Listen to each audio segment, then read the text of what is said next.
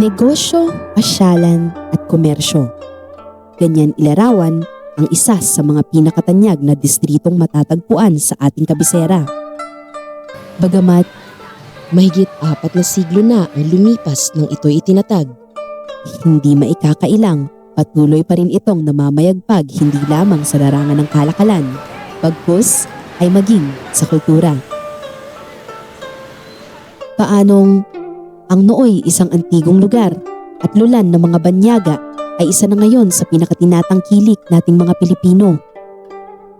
Mayroon bang angking hiwaga ang makukulay at pinintuan nitong mga kalye? O hindi kaya'y ito ang pinaglulunggaan ng mga nakatagong swerte?